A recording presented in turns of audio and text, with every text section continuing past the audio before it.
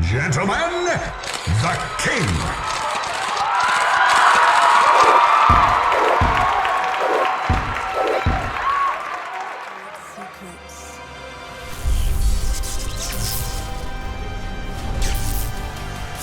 Hi, Zizaran here with another video for the upcoming Arch Nemesis. Wait, Sentinel? No. Lake of Calandra? No, it's Sanctum. Wow, this has not been nerfed for a while. If our guides help make your Leaguestarter smoother, consider supporting the channel by subscribing. Thank you so much for the support.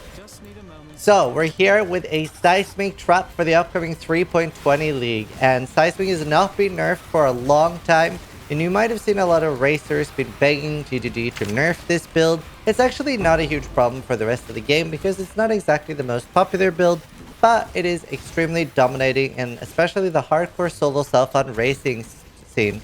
So this has been basically reigning champion in races like the Gauntlet and really hard content, and it absolutely demolishes bosses.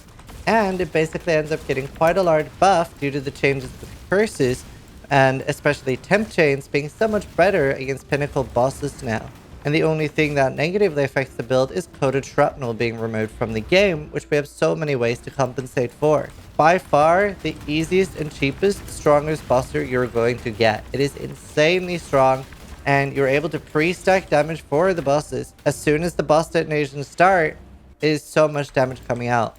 Now, there are some downsides for this build, and that is moving bosses. If you throw all your 5 seismics down in one area, and the boss moves out of that, well, that is very tedious. But other than things like Cyrus, etc., it absolutely demolishes and nukes things. Maven can be a bit of a pain as well because she moves a lot, and the clear on the build is certainly not the best, and you do end up having to throw seismics while mapping a little bit now, which before you could only use Exsanguinate and be fine with that.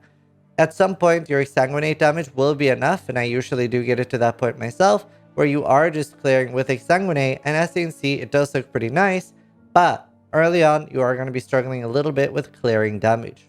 So absolutely going to be one of the strongest boss killers to start this league with, and we'll give you a solid start. Early on, we're using Caustic Arrow, and then early on we have like Dash, Puncture for Brutus to help a little bit with single target, Withering Step at level 10, and Withering Step we use for Wither. We're not really using it as a movement ability, we're using it to wither bosses for more damage. Level 12, you swap to Poison Concoction, which is very strong, and remember to pick up Herald of Agony at level 16. And here at level 48, we can swap already to Poison Seismic. It might be a little bit weak early, but it is still Seismic, so it'll very quickly sort itself out. And obviously, over-leveling in zones will be very nice, particularly Chamber of Innocence.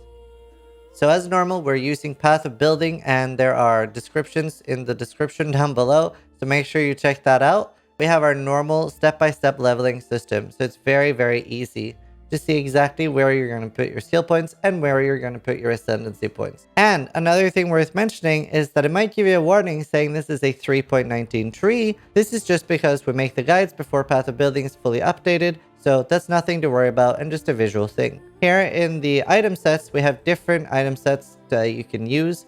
And as you can see, in all our builds, we generally try to make sure that the first set only has life and resists.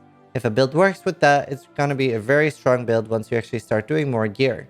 In the mid-game and endgame sets, we start giving more information, and the endgame has some chase items that are going to be very expensive, but we like giving you things that you can strive to achieve. Just try to get as good gear as you can. But here you have some examples of what to get. In the notes section, we answer like loads of questions that you could be struggling with. And here in the notes section, there's loads of extra info. Like for example, why does this PoB say it's the 3.19 tree?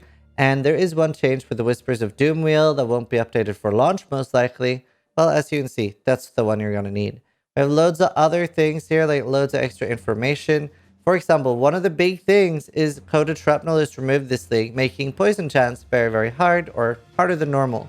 So Divergent Herald of Agony and Farming Heist will give you an extra 20% chance to poison, and this is pretty huge. So make sure that you check out the notes for any problems that you might run into. Early on, you might have some mana issues. That's why we have in early maps Eldritch Battery, and this makes that you're using your energy shield before mana for skill costs.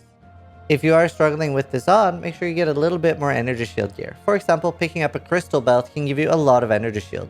One thing that really solves the clear issues on this build is to use an obliteration for mapping. It's still a decent amount of damage, it solves all your clear issues, and then you don't need to use that for like actual bosses.